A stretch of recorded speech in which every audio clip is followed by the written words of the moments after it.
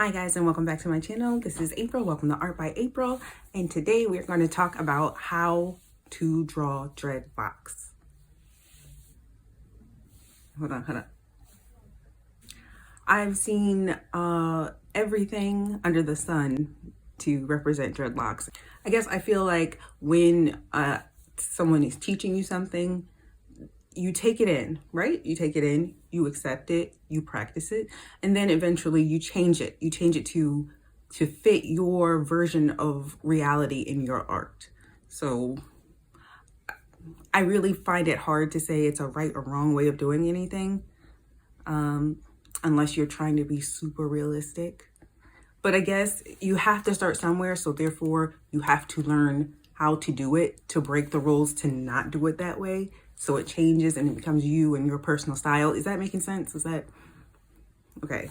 So I came up with a little sketch, and she's got dreads, and I'm gonna keep it relatively semi-realistic, which is kind of my style. I'm gonna start off. I'm gonna show you basically you can do very, very simple, like straight, almost like just tubular dreads, and it's very little detail, very little, nothing. I don't suggest this way, but you can do it and it would still come off as, hey, those are dreads, but I don't suggest it.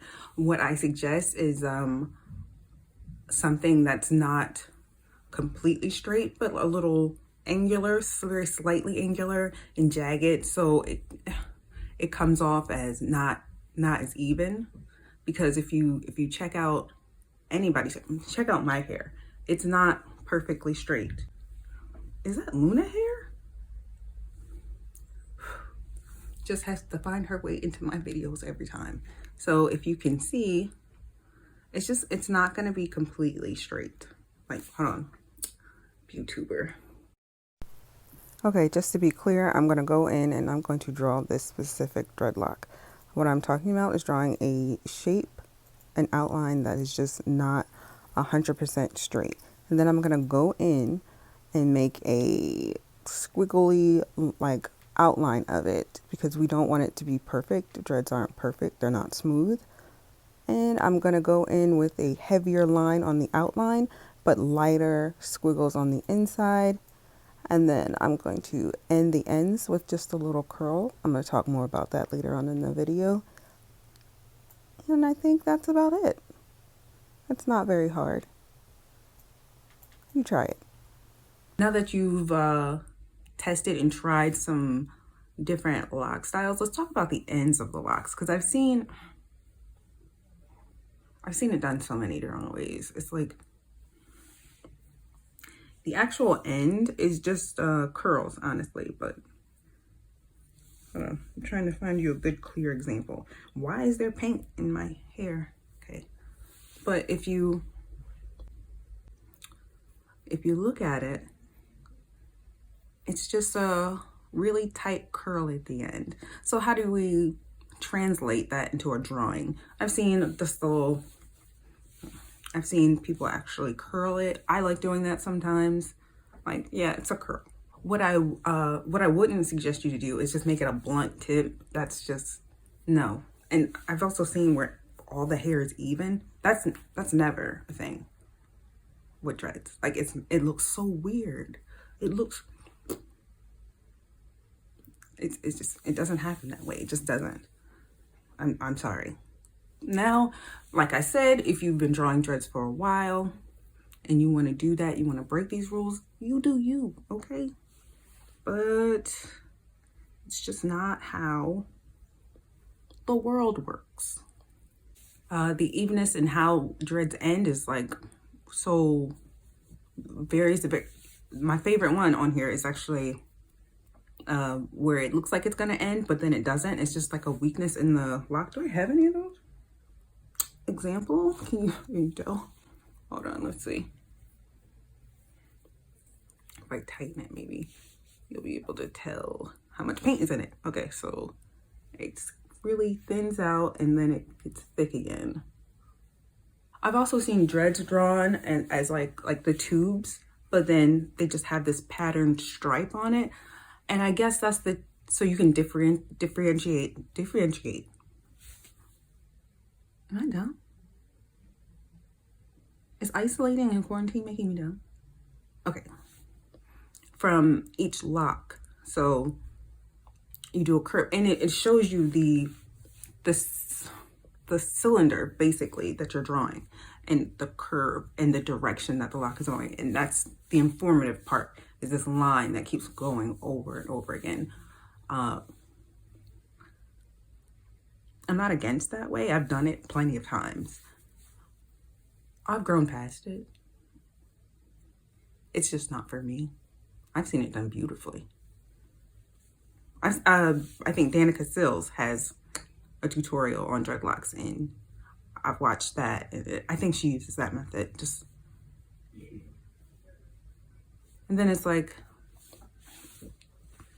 so dreads in the realm of reality that we live in are heavy because they're clumped together. The hairs you're not gonna have flyaway hairs like you usually do with like straight hair, and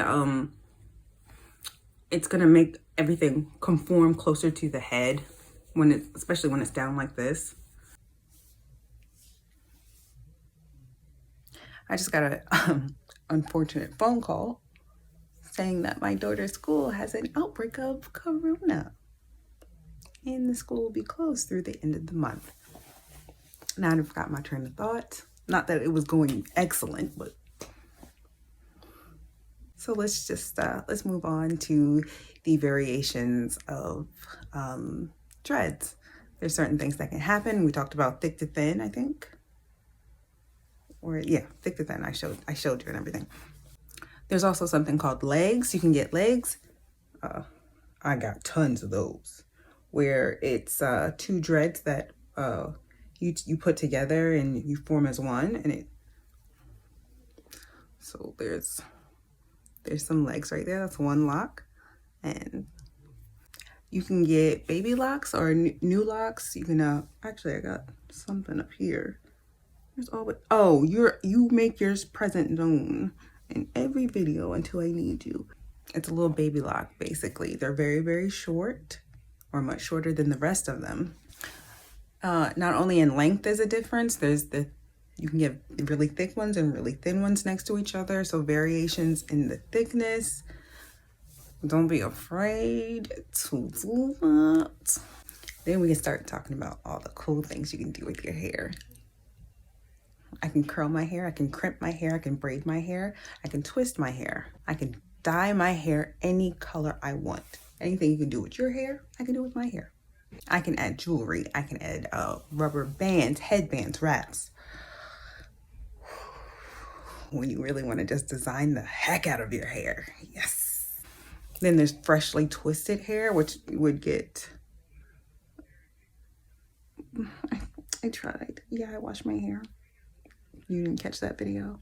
So sometimes you can have straight free hair and locks at the same time, like in this piece, because I've already done it. Oh, better yet is when it's mostly dreads and then they got like a curl that comes out. And it's just like, because why do I have to stick with all dreads? Why? Maybe I should take the ends of like the sideburns, undo the locks, curl it. Do me a solid. Like, comment, share, subscribe, all that goodness. But most importantly, can y'all wash your hands? I hope this video was informative. If you have any questions about dreadlocks, feel free to ask me, okay? I will answer them. Even if they don't have to do with like drawing them. I will answer it, okay? Because I feel like ignorance is a weakness. If you want to know, I'll tell you. Okay? I'll tell you.